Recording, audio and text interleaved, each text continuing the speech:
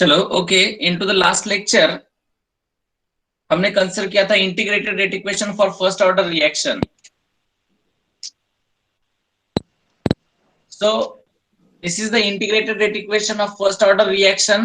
There are different forms of integrated rate equation. इसके different forms है, आपको हर एक फॉर्म को याद रखना होगा. इसको इस तरीके से मैं लिख सकता हूं या फिर इसको इस तरीके से लिखता हूं कि k is equal to 2.303 upon t log to the base 10. It is a naught upon at. This is the one form. This is another form. और कौन सा फॉर्म मैंने बताया था आपको? It should B 80 is equals to a naught e to the power minus kt.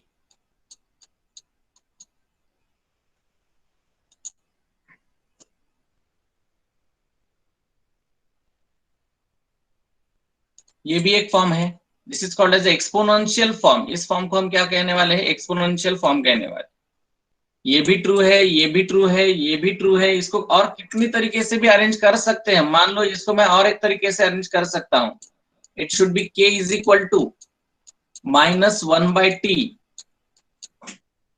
natural log of 80 upon a naught. Is it correct or wrong? क्या मैं इसको ऐसा लिख सकता हूं?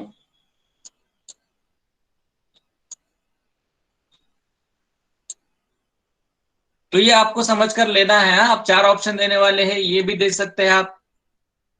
तो कंडीशन ये है, ये मतलब यही है, सिर्फ यहां पर अरेंजमेंट करके मैंने कंसिडर किया है. Otherwise there is no other condition. ठीक है, तो यही फॉर्म है कि कितने भी तरीके से हम क्या कर सकते हैं, इक्वेशन को रिप्रेजेंट कर सकते हैं. काफी डिफरेंट है. तो यहां पर मैंने नेचुरल लॉग का यूज किया तो 2.303 कैंसिल हो जाएगा. समझ सकते हो आप? ठीक है, मैथमेटिकल अरेंजमेंट यहां पर डिफरेंट तरीके से होता है. एक ही मेथड नहीं, एक ही फार्मूला याद मत रखो, यही फार्मूला मत याद रखो. ये भी मैं एग्जाम में पूछ सकते हैं, ये भी पूछ सकते हैं, ये भी पूछ सकते हैं. सिर्फ क्या है, मैथमेटिकल फॉर्मुलेशन उसका अलग तरीके से किया गया है. ठीक है, चलो इसके आगे आज बढ़ते हैं. Now we can consider the half life period for first order reaction. आज का पॉइंट है half life for first order reaction. मतलब एक जनरल रिएक्शन है, एक पर्टिकुलर टाइम में कंप्लीट होती है, तो आधी रिएक्शन कितने टाइम में कंप्लीट होगी उसे कहेंगे हम half life. What we called as a half life, the time required to take half of the reaction. आधी रिएक्शन होने के लिए जितना टाइम लगेगा उस टाइम को हम क्या कहेंगे? हाफ टाइम कहेंगे. अब ड्यूरिंग हाफ टाइम, जब हम हाफ टाइम या हाफ लाइफ हम कंसिडर करते हैं, तब कॉन्सेंट्रेशन के ऊपर इसका क्या असर होगा? What is the impact on concentration? अगर हम रिएक्शन को हाफ करते हैं तो कॉन्सेंट्रेशन क्या हो जाएगा?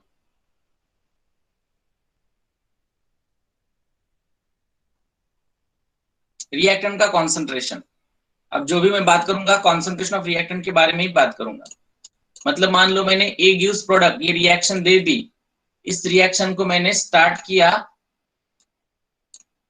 0 टाइम से, मतलब 5 मोलर कॉन्सेंट्रेशन था. अब रिएक्शन कंप्लीट हो गई 20 मिनट में. कंप्लीट हो गई 20 मिनट में, तब कॉन्सेंट्रेशन इसका रहेगा 0 मोलर. तो अब मुझे बताओ 10 मिनट इसका हाफ लाइफ होगा, तो तब इसका कॉन्सेंट्रेशन क्या होगा? So it should B 2.5.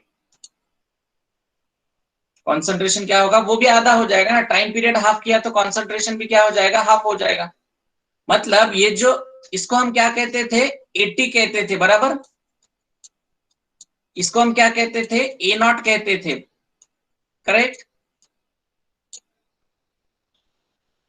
Initial जो कॉन्सेंट्रेशन दिया उसको ए नॉट से डिनोट करते हैं, and time after certain time, 10 minute के बाद जो कॉन्सेंट्रेशन है उसे हम 80 कहेंगे. This is the concentration at 10 minute. This is the concentration at 20 minute. तो ये 2.5 कैसे निकाला आपने?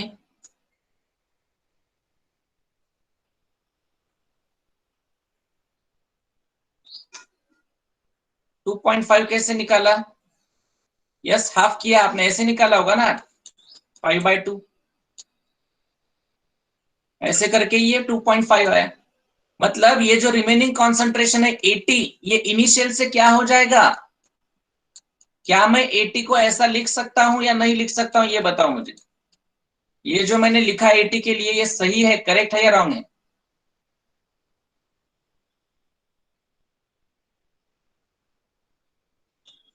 सबको समझ में आ गया? तो हाफ लाइफ की डेफिनेशन क्या है? एक मार्क के लिए बोर्ड के लिए पूछा जाता है, डेफिनेशन ऑफ हाफ लाइफ या half time. So half life period is the time required to fall the concentration, one half of its initial value.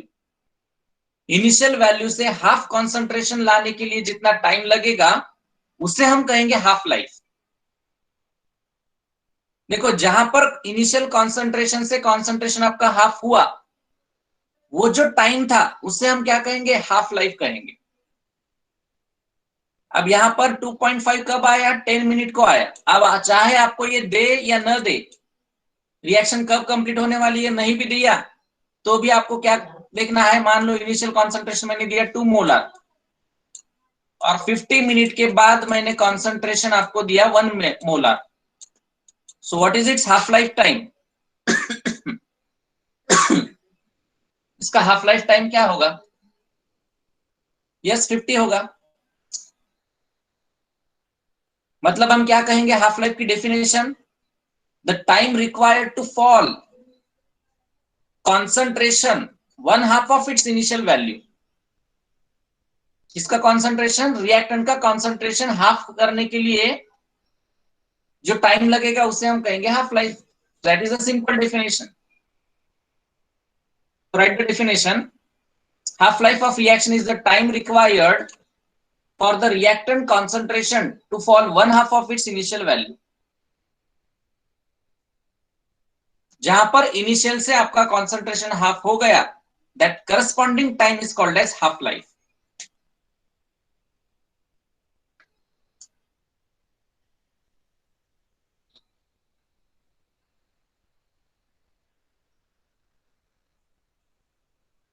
तो ये जनरल हाफ लाइफ की डेफिनेशन है।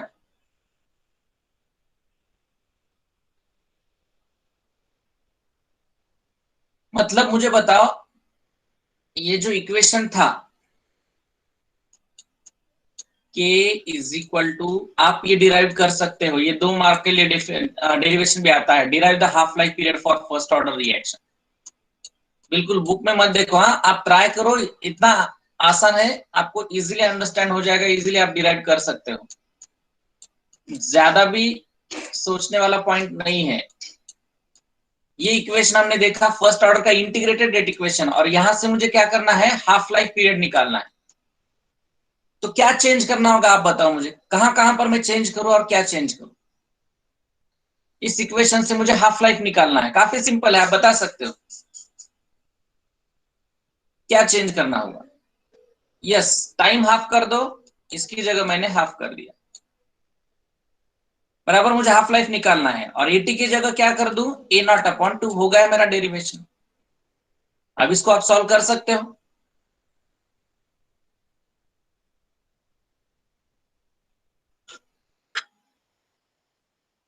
करेक्ट। इसको आप क्या कर सकते हो? सॉल्व कर सकते हो। ये 2 मार्क का derivation. So write the heading half life and rate constant of first order reaction।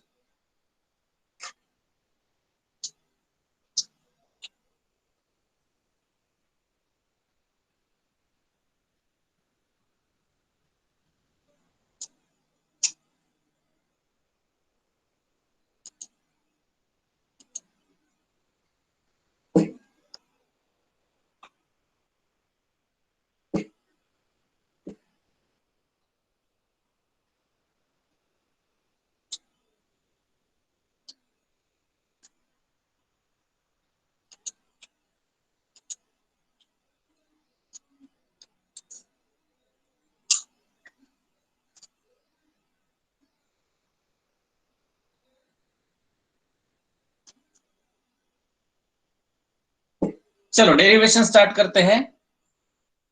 We know that integrated rate equation for first order reaction क्या है, ये इक्वेशन था। चलो आपको ये तो समझ में आ गया चेंज कहां पर करना है। हाफ लाइफ निकालने के लिए टाइम क्या होगा आपका, हाफ होगा, और ये जो रिमेनिंग कॉन्सेंट्रेशन होगा वो इनिशियल से हाफ बन जाएगा। Time required for initial concentration to becomes is denoted by T half. तो ए टी की जगह ए नॉट अपॉन 2 और टी की जगह टी हाफ। चलो यस, वेरी गुड जोएब। कुछ नहीं, अभी एक स्टेप का डेरिवेशन है, सब्स्टिट्यूट कर दिया। This A naught get cancel, ये 2 ऊपर आएगा।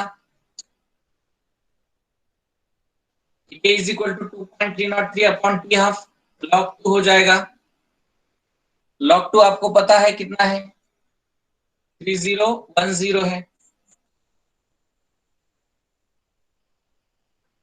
इन दोनों का मल्टीप्लीकेशन कर दो, हाफ लाइफ पीरियड मेरा कितना आएगा, 0.693 डिवाइडेड बाय के।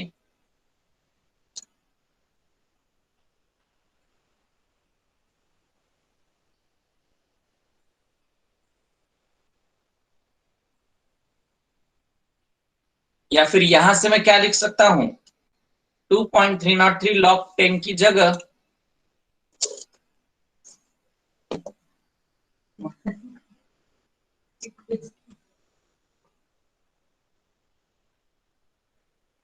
बराबर है ना, इसकी जगह मैं नेचुरल लॉग भी लिख सकता हूं। लिखने के तरीके अलग है, इस चैप्टर में आपको ऐसा देखने को मिलेगा, एक ही फॉर्म है तो उसके डिफरेंट, एक ही फार्मूला है उसके डिफरेंट फॉर्म्स हमें देखने को मिलेंगे। ये भी करेक्ट है, ये भी करेक्ट है, दोनों का मतलब सेम है। तो एग्जाम में आपको ये भी पूछ सकते हैं, ये भी पूछ सकते हैं, आपको दोनों तरीके से याद रखना है।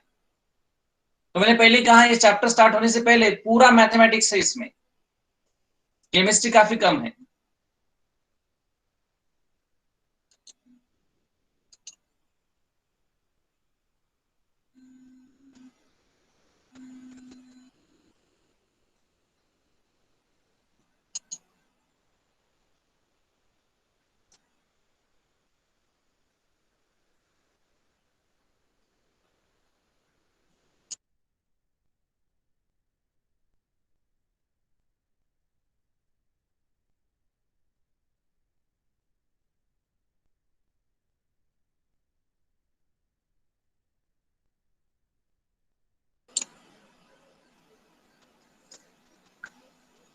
चलो डाउट है किसी को?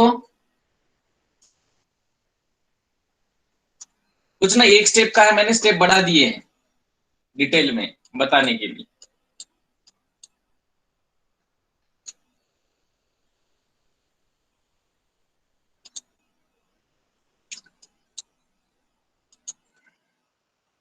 चलो लिख कर ले लो, दोनों फॉर्म सही है। प्रॉब्लम के लिए हम ये यूज करेंगे और ये इक्वेशन को हम याद रखेंगे एमसीक्यू के लिए।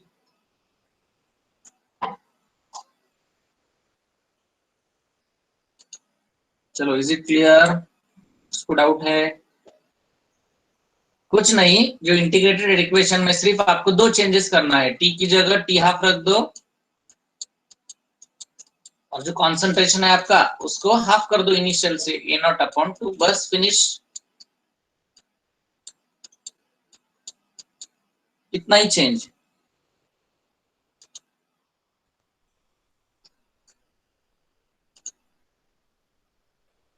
सो एनीबॉडी हैव डाउट तो पूछ सकते हो।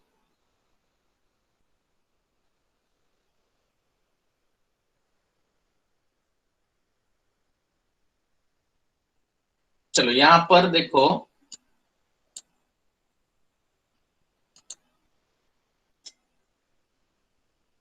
और फर्स्ट ऑर्डर रिएक्शन मुझे बताओ, is half life period depends upon concentration या इनिशियल कॉन्सेंट्रेशन? क्या half life period initial concentration के ऊपर डिपेंड है या नहीं?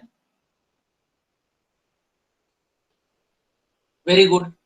फार्मूले भी कहीं पर भी कॉन्सेंट्रेशन दिखता ही नहीं, चाहे इनिशियल कॉन्सेंट्रेशन कितना भी रहने दो उसका हाफ ही लेना है आपको। So it does not depends upon the initial concentration as, या फिर फार्मूले की तरफ देखो, कहीं पर भी ए नॉट नहीं दिखाई देता है हाफ लाइफ के फार्मूले में।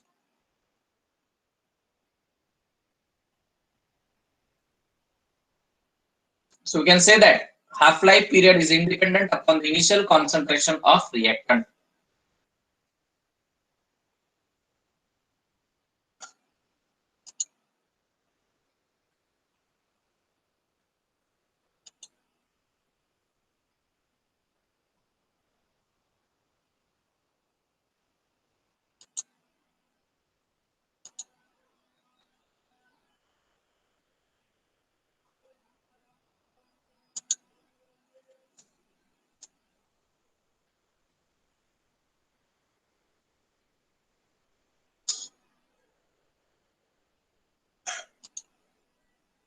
चलो क्लियर है, आगे बढ़ना है।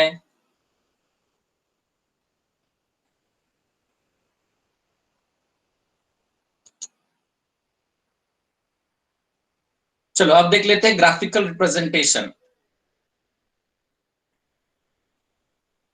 चलो यहां पर ही आप बता सकते हो, अगर मान लो मैंने क्या किया, ये लिया वाई एक्सिस के ऊपर हाफ लाइफ और यहां पर लिया मैंने कॉन्सेंट्रेशन, तो ग्राफ का नेचर कैसे मिलेगा?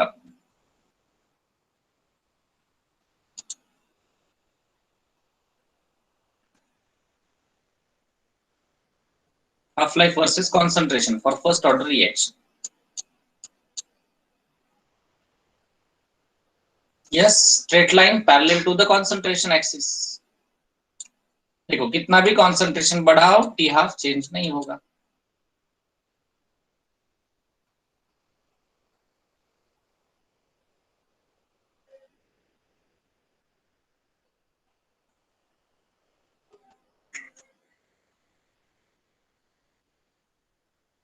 ठीक है, तो ऐसे ग्राफ आपको जनरली बनाना है, अगर बुक में नहीं भी दिया है तो ये आप बना सकते हो। चलो, मैक्सिमम स्टूडेंट ने कल जीरो ऑर्डर के लिए डेरिवेशन दिया था, करेक्ट दिया था। उसी तरीके से आप हाफ लाइफ का डेरिवेशन भी निकाल सकते हो जीरो ऑर्डर के लिए। सेम पॉइंट है, कुछ नहीं, टी की जगह टी हाफ करना है और एटी की जगह ए नॉट अपॉन टू। कल के प्रॉब्लम को एक्सटेंड कर दो, जीरो ऑर्डर का डेरिवेशन निकालो। ठीक है, देखेंगे आज वो भी आने वाला है। पहले चलते हैं आगे ग्राफिकल रिप्रेजेंटेशन की तरफ। Right the next heading, graphical representation for first order reaction.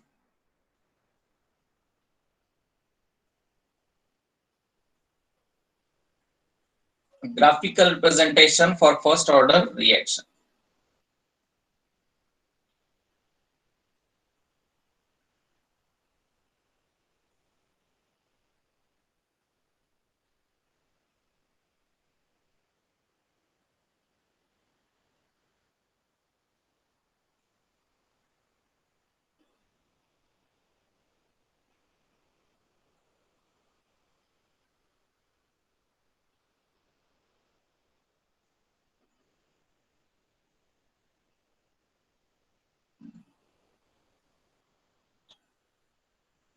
चलो अब इसके ग्राफ देखते हैं।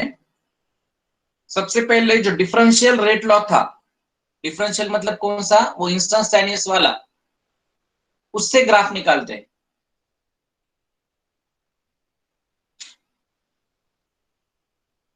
चलो थोड़ा सा मुझे मैथमेटिक्स बताओ, मैं मैथमेटिक्स की तरफ जाता हूं। What we call this equation,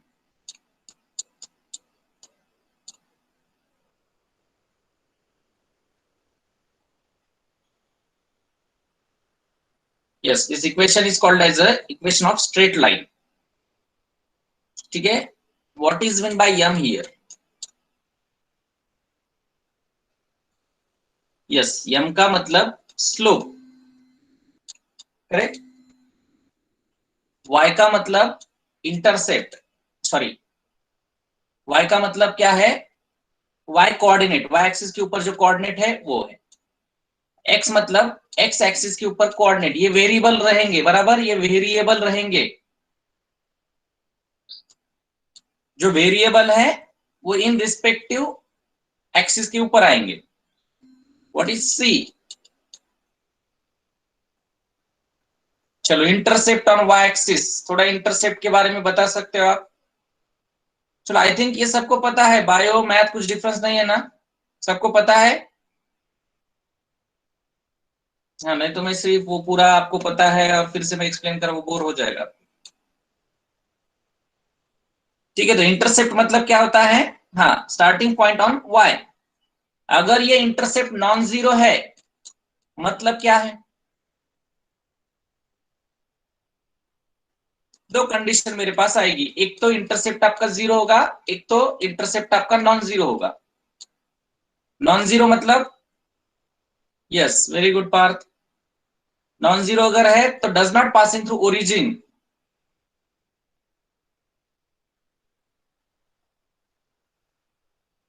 and equals to zero मतलब पासिंग थ्रू ओरिजिन। ये क्लियर है सबको? चलो, अगर मेरा स्लोप पॉजिटिव आया तो उसका मतलब क्या है, और निगेटिव आया तो मतलब क्या है? पॉजिटिव के लिए मुझे बताओ, और निगेटिव, पहले पॉजिटिव के लिए बताओ। स्लोप पॉजिटिव है मतलब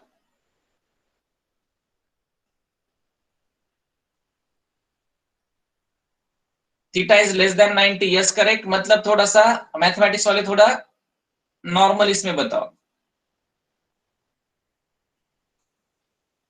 चलो सिंपल सा बता देता हूं मैं, अगर आपका स्लोप पॉजिटिव है और इंटरसेप्ट आपका जीरो है तो वो नेचर आपको मिलेगा इस तरीके से, करेक्ट। अगर आपका स्लोप पॉजिटिव है और अगर c is not equal to zero है तो आपको नेचर स्ट्रेट लाइन का इस तरीके से मिलेगा। और अगर आपका स्लोप निगेटिव है तो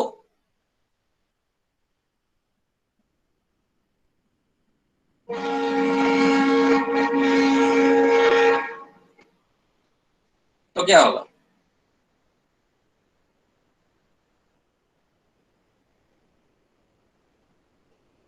उतना भी नहीं तेजस, अप टू एंगल, ओके, नीचे की तरफ ये बस, अच्छा है, ऐसा होगा।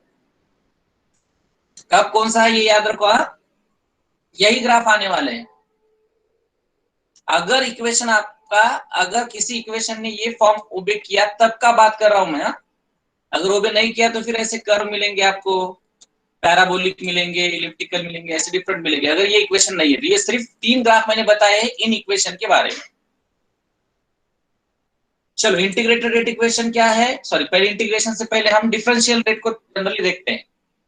पहला ग्राफ देखेंगे differential rate law for first order reaction से। Differential rate law for first order reaction,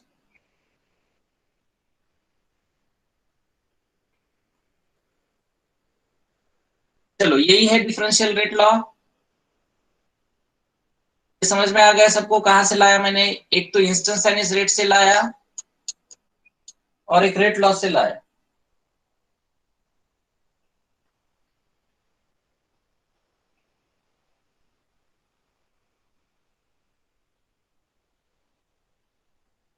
चलो समझ में आया वो सुंदरा है गाज जादव?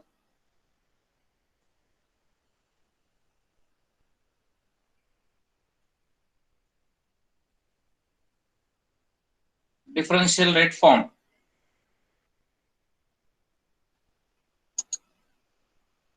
ओके। चलो आगे बढ़ते हैं। अगर मैं इसको प्लस जीरो लिख दूं तो चलेगा? ये मतलब क्या है, इसको मैं रेट लिख देता हूं, ऐसा नॉर्मल लिख देता हूं, और यहां पर कुछ नहीं है मतलब मैंने क्या कर दिया, प्लस कर दिया, ये मिला। Rate is equal to minus D concentration of A upon d t is equal to k into A is equal to zero.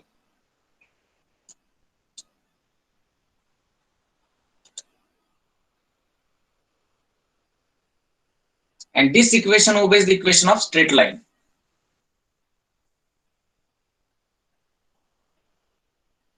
अब ये कॉन्सेंट्रेशन आपका चेंज होगा या नहीं, ये रेट है, रेट रेट चेंज होगा या नहीं होगा, क्योंकि ये कॉन्सेंट्रेशन के ऊपर डिपेंड।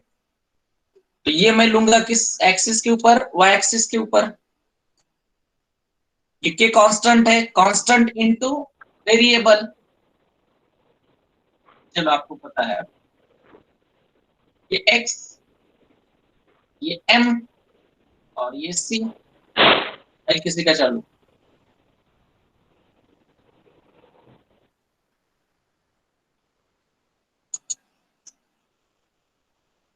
ठीक है, ग्राफ निकाल सकते हो आप? चलो मेरे बताने से पहले निकाल दिया तो अच्छा होगा। Okay, very nice.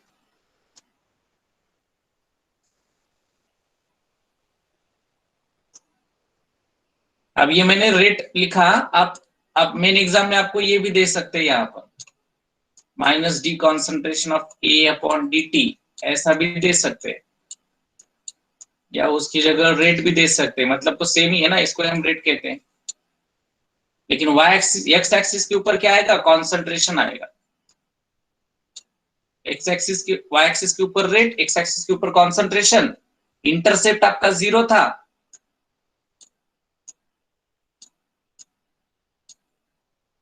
Hence passing through origin, और स्लोप पॉजिटिव है, इसकी वजह से अपवर्ड आएगा।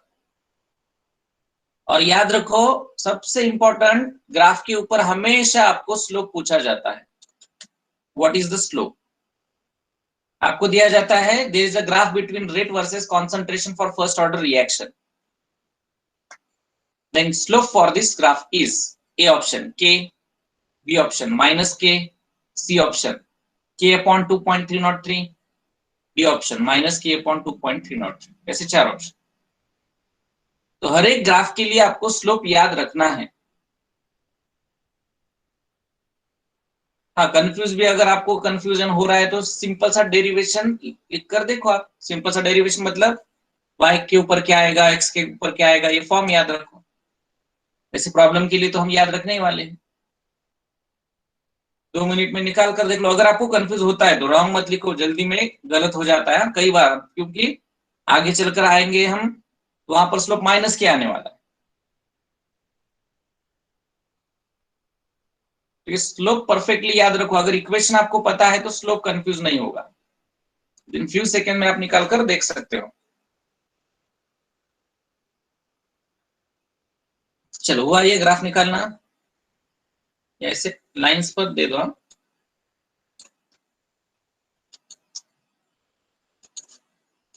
पूछते रहो जहां पर डाउट है वहां पर।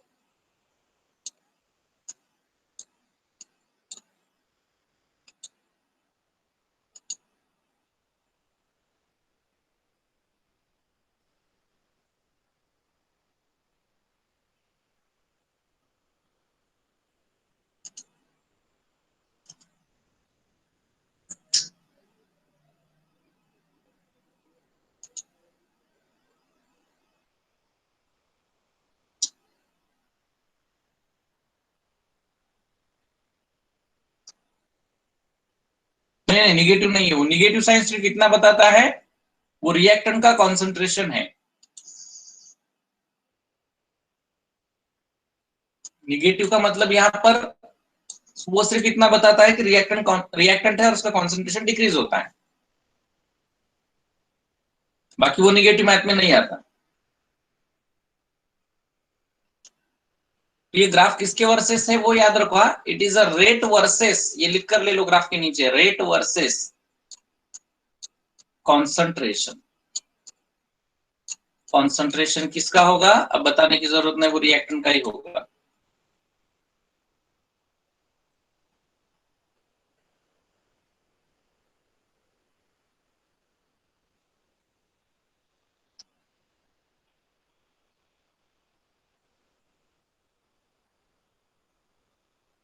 चलो, क्लियर है?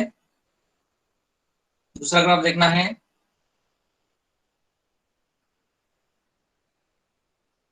चलो, किसी का बाकी नहीं है। तो इंटीग्रेटेड रेट लॉस से देखते हैं graph. Integrated rate laws for first order reaction is, equation पता है सबको। यहां से मुझे कॉन्सेंट्रेशन वर्सेस टाइम का ग्राफ निकालना है। चलो ट्राई करो, कॉन्सेंट्रेशन वर्सेस टाइम।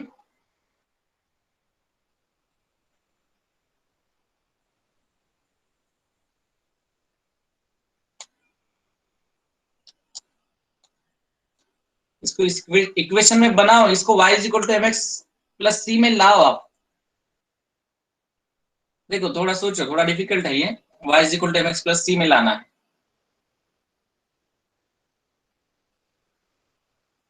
चलो मैं बता देता हूं,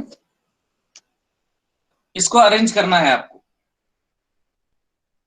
कि मैंने इस साइड लिया 2.303, इस साइड आए, इसको स्प्लिट अप किया। डिवीजन है तो डिवीजन कब होती है लॉग की? जब सब्सट्रैक्शन होता है। तो मैं इसको क्या लिखूंगा? Log A not minus log A T, right? नहीं, एक लॉग के फॉर्म में, चलो दोनों बता देता हूं मैं, लॉग के फॉर्म में। अब मुझे बताओ वाई एक्सिस पर ए नॉट लिखोगे या ए टी लिखोगे? ये सबसे इंपॉर्टेंट। वाई एक्सिस पर ए नॉट लिखोगे या A T? Why A T? Yes. A naught देखो वो कांस्टेंट रहेगा ना, इनिशियल कॉन्सेंट्रेशन तो फिक्स रहेगा, और वाई एक्सिस के ऊपर वेरिएबल आता है, तो चेंज कौन होने वाला है? A T. आर्या,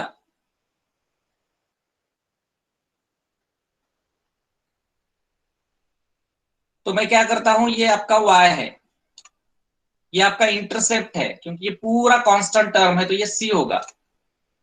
ये आपका x वेरिएबल, टाइम आपका वेरिएबल है, और ये बच्चे वाला m। इसको थोड़ा सा मैं ठीक तरीके से अरेंज करता हूं।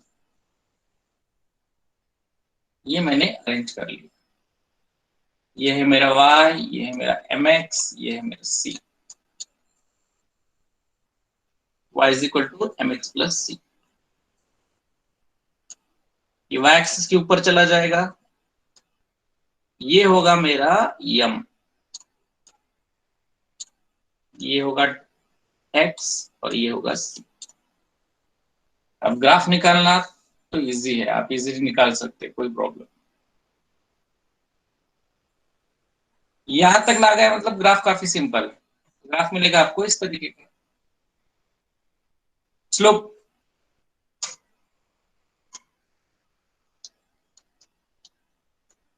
निगेटिव आया स्लोप तो डाउनवर्ड होगा, और स्लोप याद रखो ये माइनस के upon 2.303।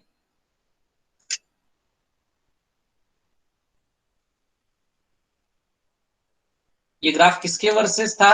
It should be the log of A naught versus time. ये हेडिंग इंपॉर्टेंट। या ग्राफ के नीचे ग्राफ क्या बताता है?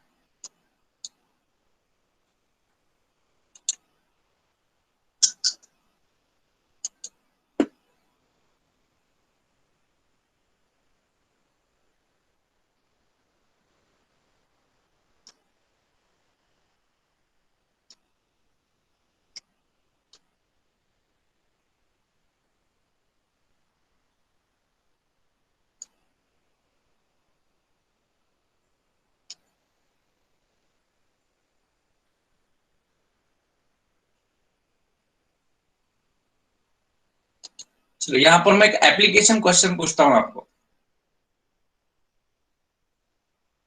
अगर मान लो मैंने ग्राफ आपको दिया नेचुरल लॉग ऑफ, सॉरी यहाँ पर करेक्शन है, ये 80 होगा। करेक्शन बताते चलो, इसने देखा नहीं सर।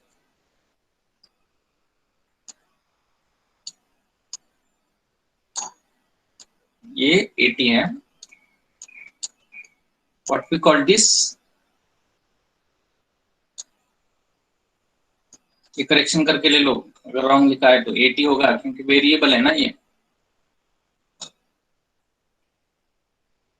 ये क्या है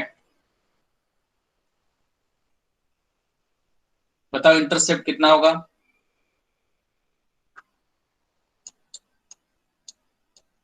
तो जेई वाले स्टूडेंट याद रखो, आपको इंटरसेप्ट भी पूछा जाता है। What is the intercept of this graph?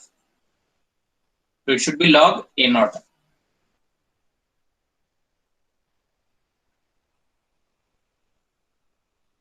Intercept भी लिख कर रखो,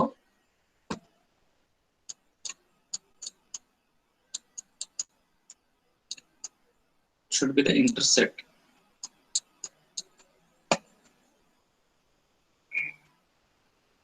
चलो यहां पर मैं एडवांस क्वेश्चन पूछता हूं, अगर मान लो आपको दिया मैंने natural log of 80 versus time, then what is its slope, तो वहां पर स्लोप क्या होगा? मैथमेटिक्स यहां पर तो आपको केयरफुली देखना है, आपको क्वेश्चन क्या पूछा, आपको लॉग पूछा या नेचुरल लॉग पूछा? क्योंकि मैक्सिमम स्टूडेंट क्या कर देते, रेटिफाइड कर देते log of 8 not versus time. अब ये नहीं दिया है, किसी भी बुक में नहीं दिया उन्होंने, ना तो बोर्ड बुक में दिया ना एनसीईआरटी बुक में दिया आपको ये फॉर्म, आपको यही दिया है। तो आप ये याद रखते हो उसका स्लोप होता है माइनस के अपॉन 2.303, ये ऑप्शन ये होता है। बी प्लस वाला होता है, सी माइनस के वाला होता है, डी प्लस के वाला होता है। तो जल्दी से स्टूडेंट ये लिख देते हैं। तो ये लॉग है, ये नेचुरल लॉग है, तो नेचुरल लॉग है तो ये हट जाएगा, ठीक है। तो कहीं पर लिख कर ले लो स्लोप फॉर, या फिर natural log of 80 versus time have a slope minus के, हैव अ स्लोप माइनस के। उस टाइम इंटरसेप्ट भी नेचुरल लॉग ऑफ 80 आएगा, ए नॉट आएगा। चलो अब थोड़ा सा ये मैथमेटिक्स स्टूडेंट के लिए भी पता है, लेकिन वो शायद भूल गए होंगे।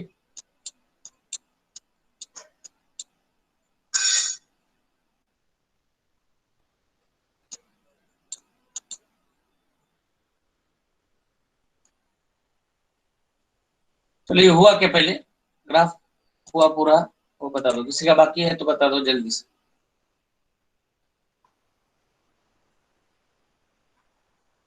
इंटरसेप्ट देखो ना यहाँ पर, ये कौन है, सी, इक्वेशन को बिठा दिया मैंने। अब ये सी मतलब इंटरसेप्ट है, तो इंटरसेप्ट वाई एक्सिस के ऊपर होता है, this should be the intercept, should be log of A not. हाँ अगर यहाँ पर लॉग दिया है तो ये करेक्शन करके लो ना, गलत मत लिखो, नहीं तो क्या होगा फिर लॉकडाउन के बाद जब ऑफलाइन क्लास चालू होगा तब आप मुझे यही दिखाओगे ए नॉट लिखा था सर आपने उस टाइम। मैंने अब करेक्शन कर दिया, देखो सबका नोटबुक चेक कर लो वो 80 है या नहीं। हाँ अगर यहाँ पर नेचुरल लॉग दिया तो ये भी नेचुरल लॉग ही होगा,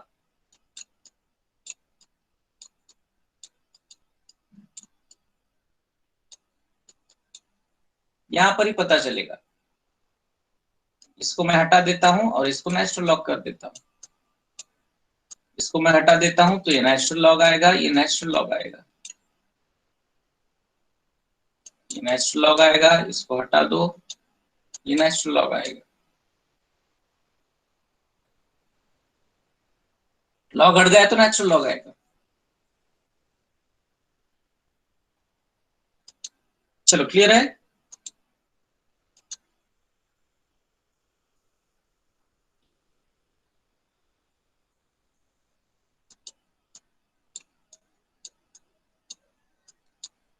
यहां पर थोड़ा सा मेरा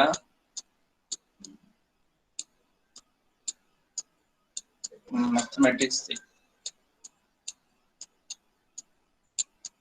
is this correct equation,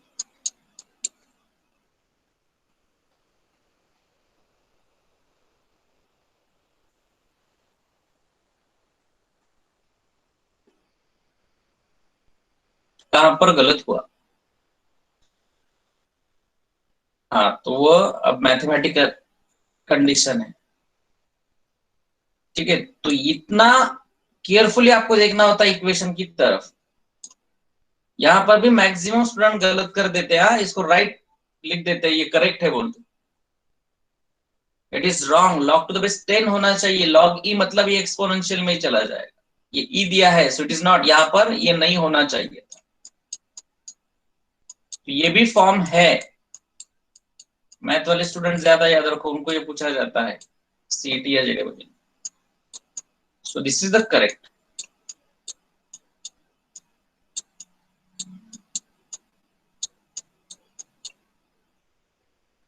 okay,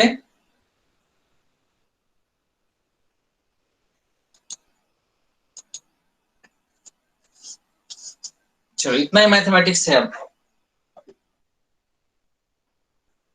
चलो तीसरा ग्राफ देखते हैं, थोड़ा सा डिफरेंट फॉर्म में। इस इक्वेशन को देखो, मैंने अरेंज किया एक दूसरे फॉर्म में इस तरीके से। ये भी एक स्ट्रेट लाइन इक्वेशन ओबे करता है,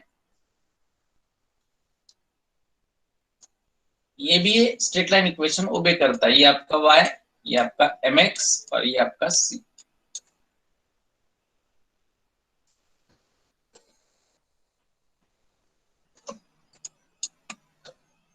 ये y एक्सिस के ऊपर ये स्लोप होगा आपका यहां से यहां तक, ये आपका होगा x और ये होगा आपका 0। इसका ग्राफ आएगा,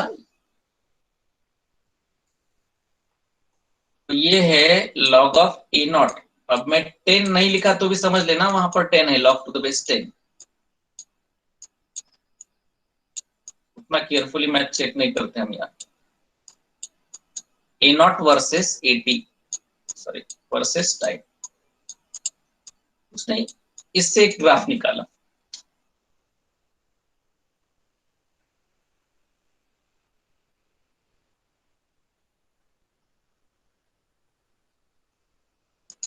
चलो क्लियर है, कुछ डाउट नहीं होगा शायद। अब पहले दो ग्राफ समझ में आ गए, मतलब ये तो आना ही चाहिए।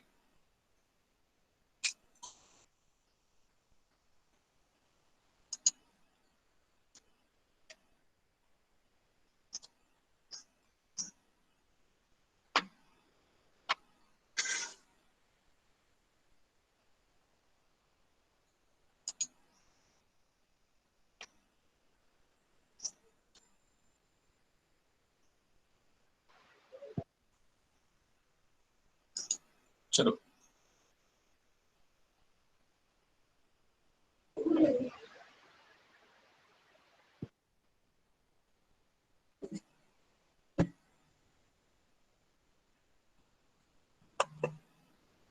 माइक है चालू किसी का?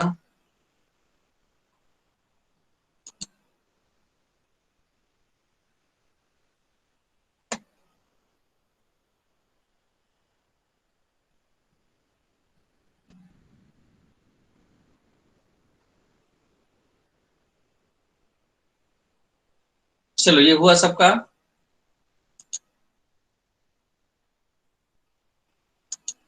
तो इतने तीन ग्राफ याद रखो। चलो एग्जांपल की तरफ बढ़ते हैं। What are the examples of first order reaction? याद है कुछ बताए थे मैंने ऑलरेडी, एक आधा एग्जांपल आप तो बता सकते हो फर्स्ट ऑर्डर का, एक आधा एग्जांपल।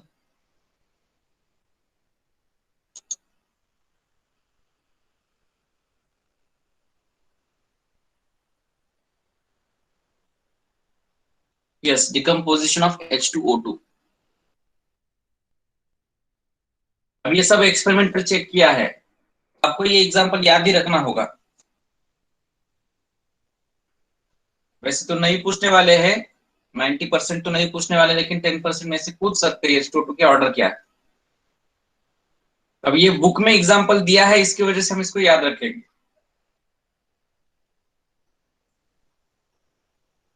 दूसरा है डिकम्पोजिशन ऑफ N2O5। ये भी फर्स्ट ऑर्डर काइनेटिक्स ओबे करता है। अब इसका मतलब ये निकाल, यह मत निकालो all decomposition reactions are first order reaction, this wrong. दो एग्जांपल दिए, दोनों में डिकम्पोजिशन दिख रहे हैं, तो यहां से गेस मत करो कि डिकम्पोजिशन रिएक्शन फर्स्ट ऑर्डर होते हैं।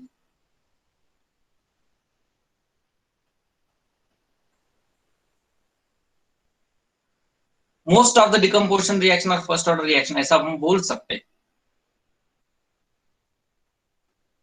दो एग्जांपल लिख कर ले लो।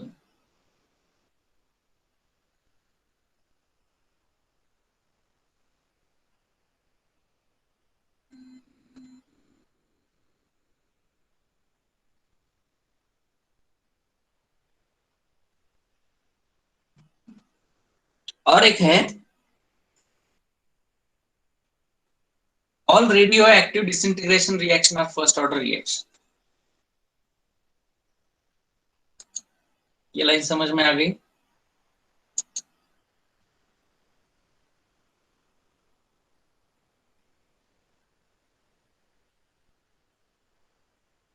अरे यहाँ आएगा आएगा, जीरो ऑर्डर होने दो, वहां पर आएगा।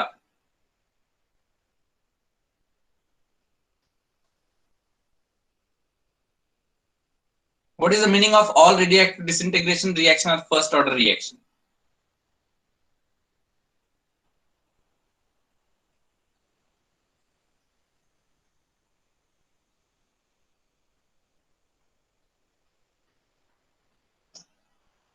चलो, किसने नहीं बताया, मतलब आपका फिजिक्स में मॉडर्न फिजिक्स नहीं हुआ है सेक्शन, क्या हुआ है? जिनका मॉडर्न फिजिक्स हुआ है तो उनको पता है। चलो, नहीं हुआ है, किसी का भी नहीं हुआ है, तो अभी आपको ये समझ में नहीं आएगा। मॉडर्न फिजिक्स में पूरा एक चैप्टर है आपको, एटम मॉलिक्यूल न्यूक्लियर, शायद उस टाइम था, अभी उसका नाम चेंज हुआ है या नहीं पता नहीं। तो वहां पर रेडियोएक्टिव डीके लॉ था एक, रेडियोएक्टिव डीके लॉ, हाँ डीके लॉ। तो उसके फार्मूले है, उसका डेरिवेशन है, उसके प्रॉब्लम्स है, वो सब है आपको आगे चलकर आएगा वहां पर। Yes yes, DK of unstable nuclei, जो कि रेडियोएक्टिव एलिमेंट होते हैं। यूरेनियम दिया, अगर यूरेनियम से मैंने अल्फा पार्टिकल की बम्बार्डमेंट की, तो it is changes into daughter nuclei, मतलब वहां से थोरियम बनेगा, just like to that this example. अगर मैंने यूरेनियम का आइसोटोपिक लिया और उसके ऊपर अल्फा पार्टिकल की बम्बार्डमेंट की, तो it will changes to this daughter nuclei. Such a reactions are called as radioactive disintegration reaction। मतलब अगर जिन रिएक्शन में अल्फा बीटा गामा इन रेडिएशन का या रेस का यूज होता है, उसे रेडियोएक्टिव डिके रिएक्शन कहते हैं। शायद स्ट्रक्चर ऑफ एटम में मैंने आपको सॉडी फेजेंस रूल बताया था, नहीं, आपकी बैच को नहीं बताया था शायद। तो वो सैडी फेजेंस रूल आपको आगे चलकर आने वाला है फिजिक्स में। अगर एक अल्फा पार्टिकल बम्बार्ड होता है तो एटॉमिक मास 4 से कम होता है और एटॉमिक नंबर 2 से कम होता है। एक अल्फा पार्टिकल अगर इमिट होता है या बम्बार्ड होता है। यस यस, एक बीटा पार्टिकल होने से एटॉमिक नंबर 1 से बढ़ता है, मास चेंज नहीं होता। और गामा से कुछ चेंज नहीं होता, ना तो मास के ऊपर ना तो एटॉमिक नंबर के ऊपर। दैट इज सॉडिफरेंस रूल। शायद फिजिक्स में एप्लीकेशन के लिए है या नहीं पता नहीं, लेकिन होगा जरूर, क्योंकि पूरा रेडियो एक्टिविटी। और एक बात है, आपके सिलेबस, आपका तो नहीं, अब 11th हो चुका, आपको 12th को न्यू सिलेबस है। 11th में रेडियो एक्टिविटी चैप्टर आ गया है।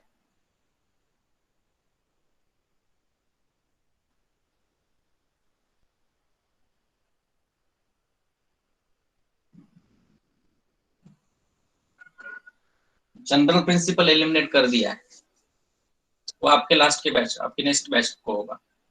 आपके लिए तो है जनरल प्रिंसिपल, नहीं है 12th में, नहीं है शायद, बोर्ड के लिए तो नहीं। न्यू बुक में काफी मिस्टेक्स हैं, इस चैप्टर में तो दिखाई दे रहे होंगे। केमिकल काइनेटिक्स में ए नॉट की जगह एटी हुआ है, एटी की जगह ए नॉट हुआ है।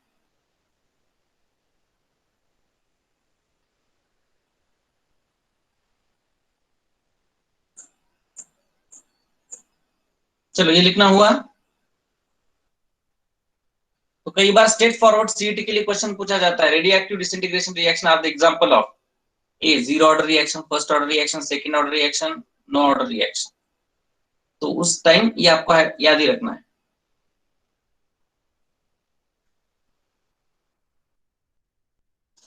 चलो, ये सबने डिराइव किया था, most of the student derived it. तो मैं जल्दी से इसको डिराइव करके बताता हूँ। Integrated rate law for zero order reaction. चलो देखो, डेरिवेशन क्या है। Consider a zero order reaction, एक्यूज product, according to instantaneous rate. Rate क्या आने वाला है? Minus D concentration of A upon dt। According to rate law क्या आने वाला है? A to the power zero, क्योंकि ये जीरो ऑर्डर रिएक्शन। अगर ए टू द पावर जीरो है, मतलब कितना होगा ये? 1, इट इज इक्वल्स टू के।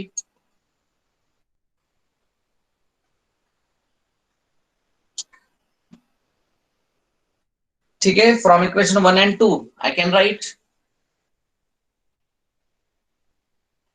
करेक्ट। पहले और दूसरे इक्वेशन से देखो एलएचएस सेम है तो आरएचएस सेम होगा। इसको मैं रीअरेंज करता हूं, dt को उस साइड लेके जाओ विथ माइनस साइन।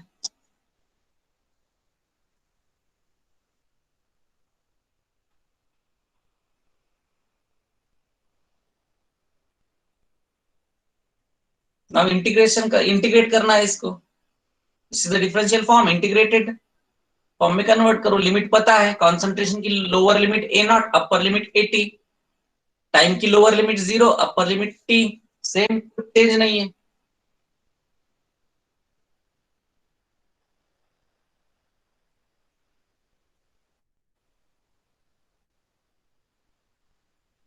चलो हुआ ये।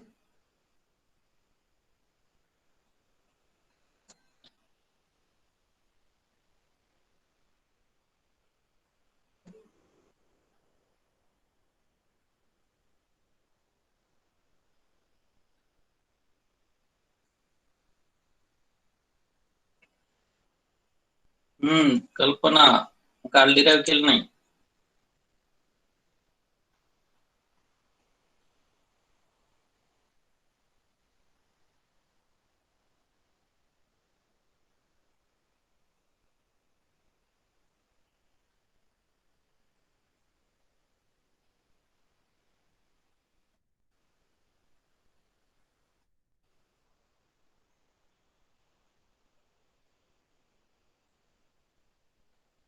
चलो हाफ लाइफ का डिराइव करो, जिनका हुआ है उन्होंने हाफ लाइफ पर जाओ।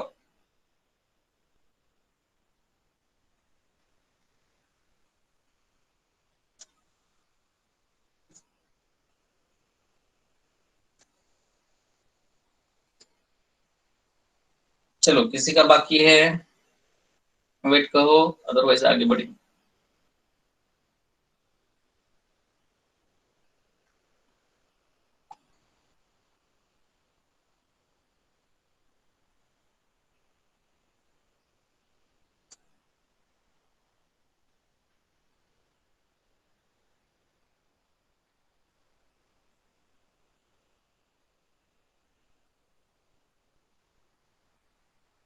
चलो एज्यूम करता हूं मैं किसी का बाकी नहीं है, मैं आगे बढ़ता हूं।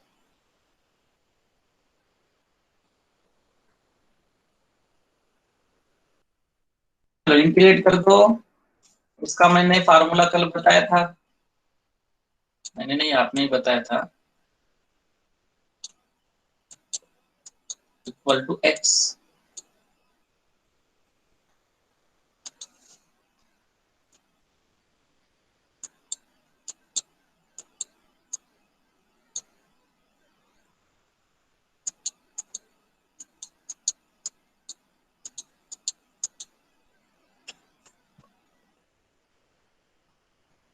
पता है ना सबको, इंटीग्रेशन डी का ए आएगा। अब इसको कैसे सॉल्व करना है, upper limit minus lower limit.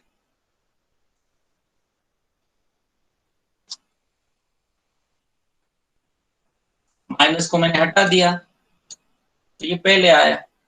हाँ, कुछ स्टूडेंट ने गलती क्या कर दी, देखो उन्होंने ए नॉट अपॉन ए टी लिखा डेरिवेशन में, के टी इज इक्वल टू ऐसा कुछ लिखा उन्होंने।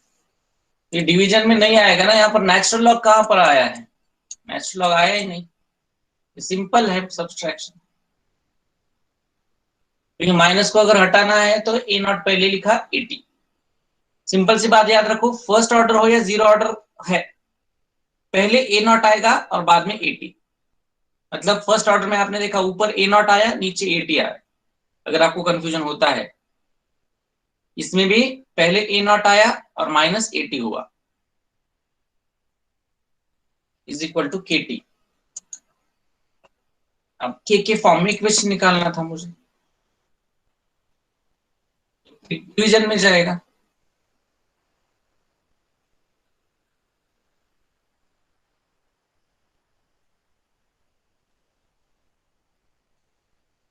ठीक है, ए नॉट क्या है, इनिशियल कॉन्सेंट्रेशन, ए टी क्या है, concentration that remains unreacted after time T.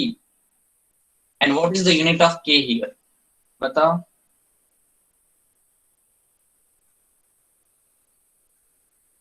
के का यूनिट क्या होगा? मोल नहीं, molar, Surabhi molar, okay. Capital M लिखो या फिर पूरा लिखो, मोल पर डीएम क्यूब पर सेकेंड कहो या फिर एम, ये एम एम कैंसल निकलेगा और पर सेकेंड, इसको आप मोलार पर सेकेंड कहो, ये भी याद रखो, हाँ, नहीं तो ये भूल जाओगे आप, मोल पर डीएम क्यूब पर सेकेंड। सॉल्यूशन चैप्टर याद है ना, या फिर मोल पर लीटर पर सेकेंड या फिर मोलार पर सेकेंड।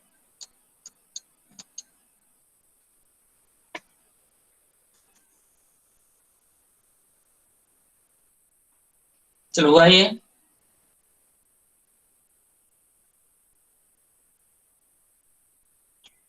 अब इस इक्वेशन को हाफ लाइफ डिराइव करो। चलो 1 मिनट का डेरिवेशन, 1 मिनट भी नहीं लगेगा आपको, 30 सेकेंड मैक्सिमम डिराइव करने की। हाफ लाइफ पीरियड, टी की जगह टी हाफ रख दो, एटी की जगह ए नॉट अपॉन 2 रख दो। Yes, very good.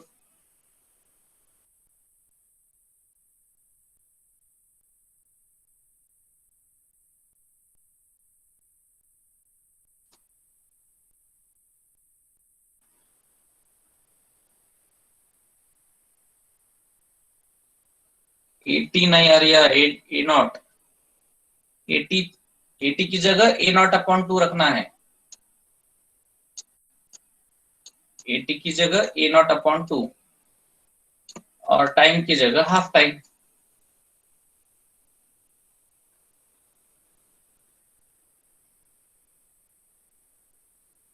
चलो एक थोड़ा सा लॉजिकल क्वेश्चन में पूछता हूं आपको।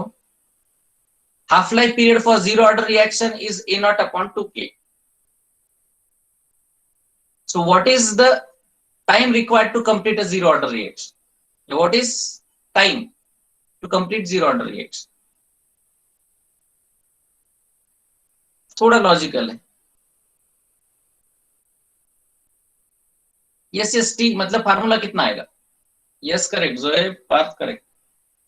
ये हाफ लाइफ पीरियड है तो इसके डबल कर दो, इसको 2 से मल्टीप्लाई किया, इसको 2 से मल्टीप्लाई किया, तो ये हो जाएगा complete time. To get cancel, A naught upon K. ये क्वेश्चन सीटी में एक बार पूछा था, in what time zero order reaction is completed.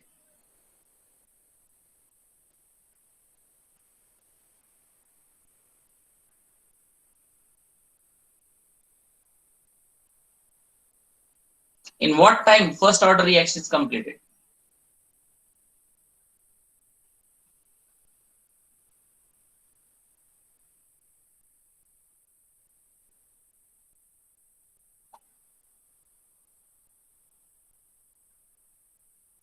First order.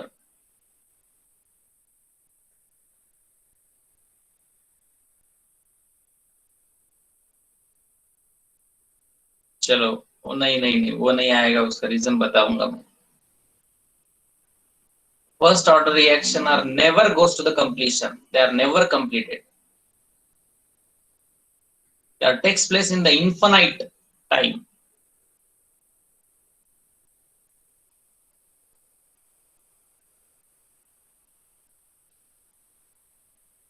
तो क्या half life period of zero वो बता था आगे, उसके ऊपर आता, हाँ आता हूँ उसके ऊपर, काफी डिटेल में प्रॉब्लम्स भी देखना है, काफी एक लेक्चर लगेगा उसके ऊपर।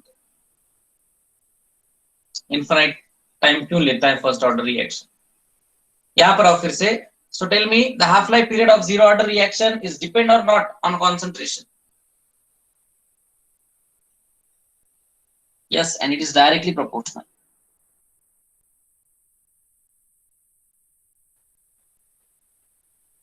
चलो हुआ ये।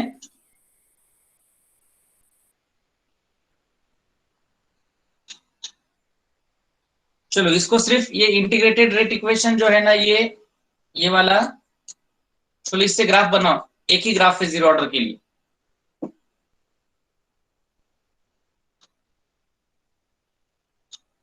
इंटीग्रेटेड रेट इक्वेशन से बनाओ।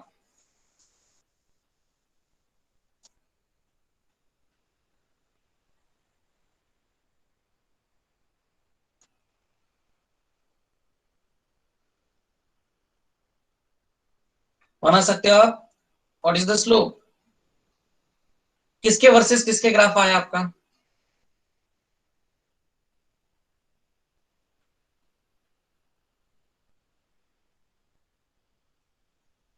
चलो वेरी गुड।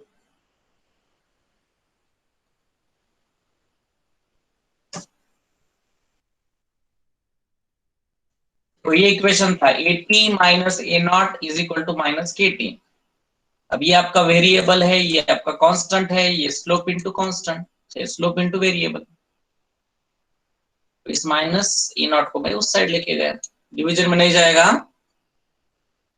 ये रहा आपका y एक्सिस के ऊपर, ये रहा आपका स्लोप,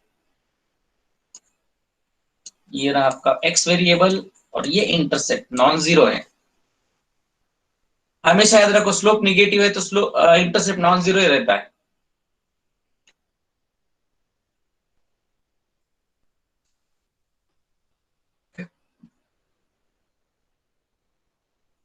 देखो जैसे जैसे ये टाइम आगे बढ़ा, वैसे वैसे ये इनिशियल कॉन्सेंट्रेशन यहाँ पर, यहाँ से मैंने स्टार्ट किया था, वो धीरे धीरे डिक्रीज होता गया। स्लोप क्या है? माइनस के।